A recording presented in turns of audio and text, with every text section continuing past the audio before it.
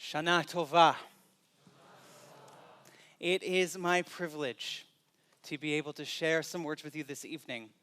I was speaking to Rabbi Aronson earlier and saying, I'm a little nervous to be up here. I'm tall, I'm blonde, I have blue eyes. How are they going to tell me apart from the last assistant rabbi?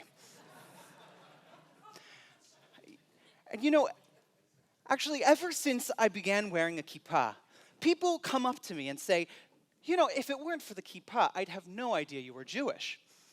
And I'd mumble something about, oh, yes, I'm a rabbinical student, or now, yes, I'm a rabbi. But honestly, the question still sticks with me. What does it mean to look Jewish, to be Jewish?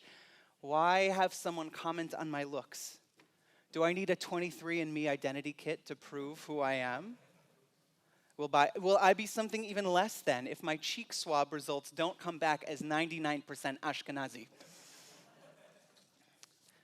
I was listening to a recent interview with the science journalist and author Angela Saini, who writes about the ways that humans place too much significance on the results of these DNA ancestry kits because we overvalue the results of a science we don't really understand.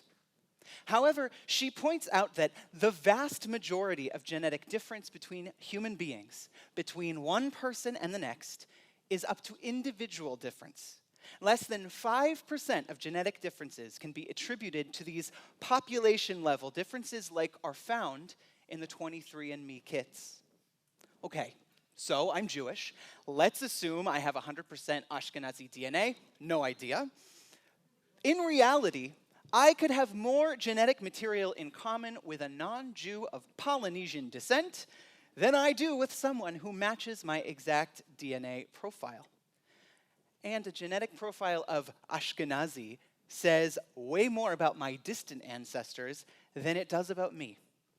Nothing about my individual identity born out of that unique mixture of nature and nurture, nor much about my corporate identity as a Jew, a Reform Jew, an American Jew. Beyond any DNA test, I'm curious to explore the sources of our Jewish identities, the influences that come from within and from without, to flesh out the picture of who we are as individuals and as a community. In many ways, the very question of Jewish identity comes from the outside. The question, the demand of who are you as a Jew comes when drawing boundaries between communities. Other people help define our identity because we were not them, we were other. This was simpler in ancient times, when the identity of a Jew was connected to a physical place. Jews came from Judah, right there in our name. And the other peoples in the regions were the other nations, the original Goyim. And even then, we didn't want to see ourselves as distinct or separate. But when the temple was destroyed and diaspora officially began, we became the strange people in a strange land. We could no longer be identified by our physical location by simply living in a place.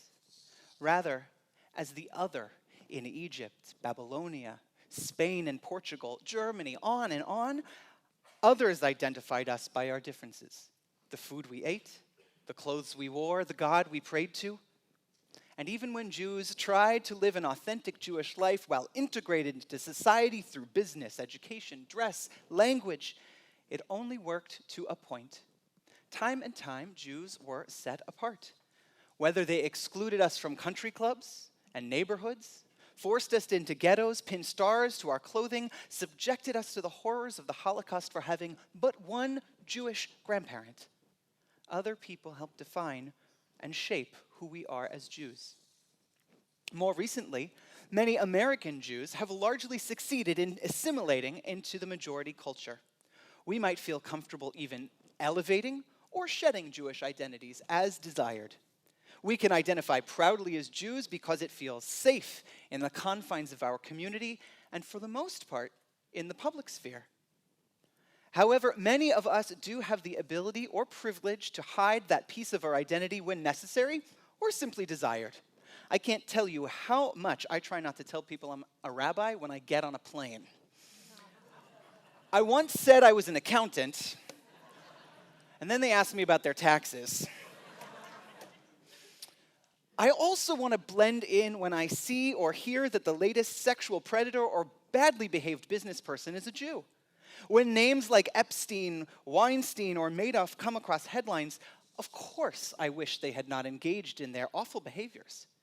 And on another hand, I feel that extra twinge of, oh no, when I really wished they weren't so clearly identifiable as Jews. I was nervous about the potential for renewed external pressures because of these men, whether from Jewish stereotyping or overt anti-Semitism. But by and large, I had the privilege of growing up on the west side of Los Angeles with a certain density of Jews in my schools and in a generation where we are accepted and freed of the scourge of intolerance and mistrust that historically plague our people. I was free to live as a Jew unself-consciously. Yet I completely acknowledge that the generations preceding me came of age in a time when Jewish identity was a possible liability. And I acknowledge that the times are such that we need to think critically about how to respond to the uptick in anti-Semitism and the resurgence of ideology that threatens to define our identity for us once again. In the wake of last year's tragic anti-Semitic violence in Pittsburgh, our community mourned.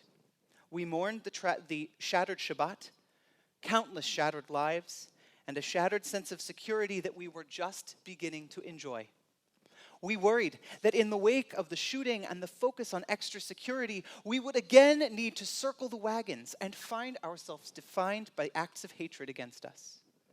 And yet, as Jews showed up that next Shabbat and publicly mourned lives lost, so did our Christian, Muslim, Buddhist, Sikh, non-religious brothers and sisters.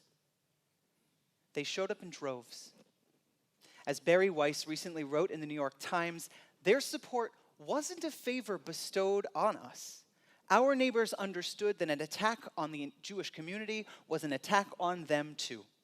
That the entire community read the Mourner's Kaddish, that the Pittsburgh Post-Gazette ran the words in Hebrew on the front page was further evidence that what was being protected by our fellow Americans wasn't simply our right to exist. It was our right to lead unashamed, full Jewish lives, which meant that they could do the same. So that is our task today. Let us turn away from allowing others to say who we are, and this year, let us define identity for ourselves. And Jews know no better way of defining identity than through the stories we tell and retell, each highlighting different aspects of our identity as circumstances demand. The Torah, our very first storybook, defines the earliest iteration of a Jewish identity narrative. A Jewish person would come to the temple with their Shavuot sacrifice, appear before the priest, and say these words, Arami Oved Avi. My father was a fugitive Aramean. He went down to Egypt with meager numbers and dwelt there, but there he became a great and very populous nation. The Egyptians dwelt harshly with us and oppressed us. They imposed heavy labor upon us. We cried to the Eternal, the God of our ancestors, and the Eternal heard our plea and saw our plight, misery, and oppression. God freed us from Egypt with a mighty hand, by an outstretched arm and awesome power, by signs and portents, and brought us to this place and gave us this land, a land flowing with milk and honey. This was the first origin story of our people. Now, archaeology and history have borne out many questions about this narrative. Did the Exodus really happen? How did the Confederation of 12 tribes really come together? Was there really a lineage of patriarchs headed by Abraham, Isaac, and Jacob? The answers to those questions, my friends, does not change the truth of this narrative, that much of our identity is wrapped up in wandering, in slavery, and in a faith in the God of Israel, who brought us out of that bondage to live as a free people. Another story, another origin story, after we lived in Israel and built ourselves a temple that was destroyed. As we mourned that destruction and our forced dispersion, we first thought deeply about how our actions were to blame, how we let down our God. And then we began to tell the story that the God of Israel was no longer localized to the land of Israel. That even in diaspora, in dispersion, our God watches over us, protects us, and will bring us home soon. This is a story that emphasizes hope for a group of people who are homeless. We transformed our narrative to enable us to remain home in a different way. At home in our small communities and diverse traditions. At home in the library of the Jewish bookshelf. And at home in Hebrew prayer and scholarship that connects us to Jews settled across the world. This story is the beating heart of Jewish diaspora.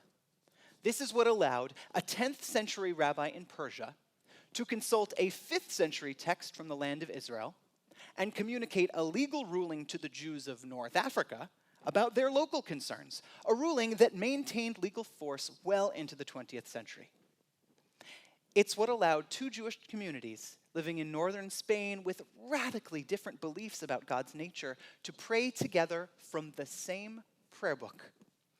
It's what compelled the settled Jews of the 19th century America to integrate, assimilate, and welcome the millions of Jewish immigrants that came to these shores in the wake of pogroms in Russia and Europe, each passing the Statute of Liberty that promised the welcome of American shores and the ability for Jews to welcome their own. Because our immigrants of the experience of the 19th century was not so different from the immigrant experience of the 15th, or the 9th, or the 1st centuries, or of the Exodus itself.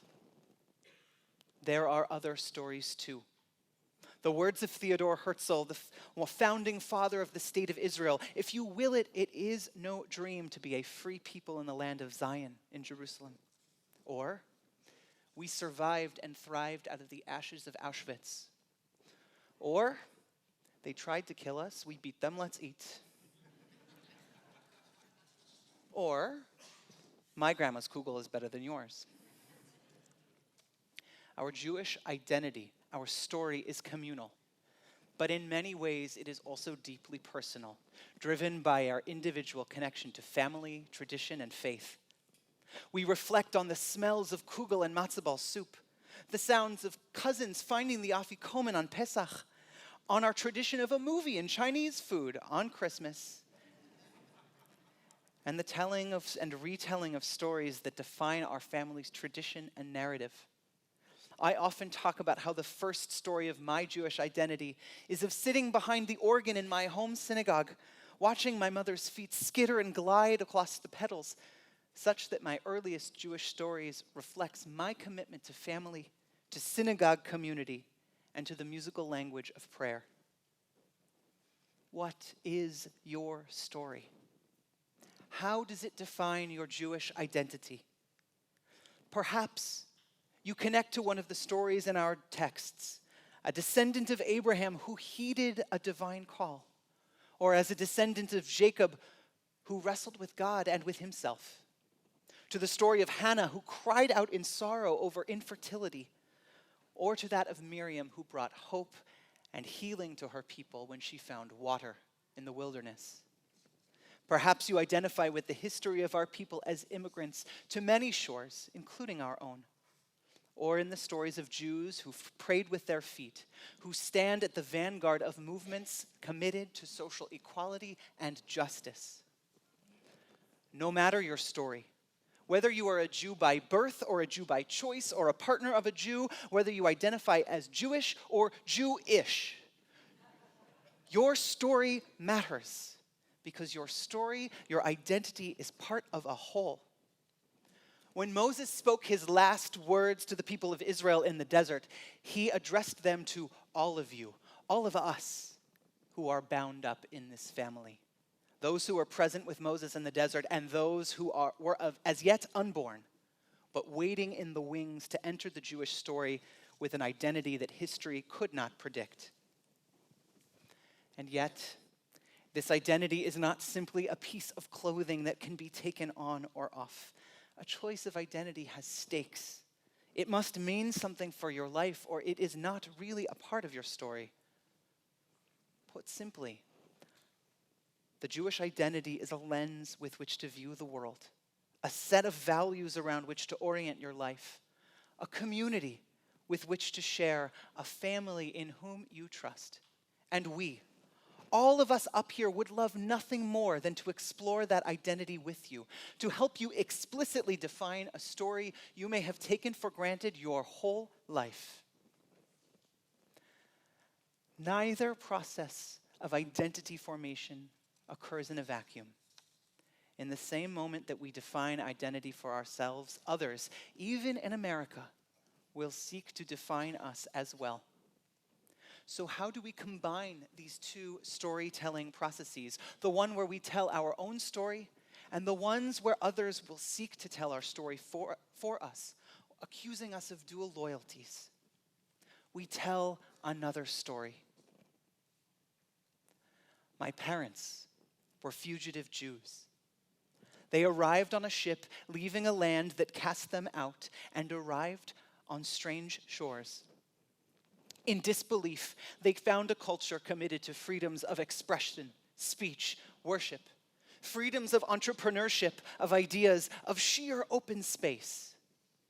With the help of God and each other, they built a new life for their children and created institutions that benefited Jews and non-Jews alike. With the memory of Egypt ever present on their minds, they worked to keep the promise of freedom at the fore, organizing unions, marching for justice, melding history, tenacity, and opportunity into a voice for moral good, a light unto the nations, our new nation, a land flowing with milk and honey, the land of the free, the home of the brave. This new year, the questions are simple, yet devastatingly complex. What is your Jewish story? What impact does America make upon your Jewishness? What impact does your Jewishness make upon America? As we forge ahead into this new year of 5,780, let us explore those questions together and write a new story for the next generation. Shana Tova.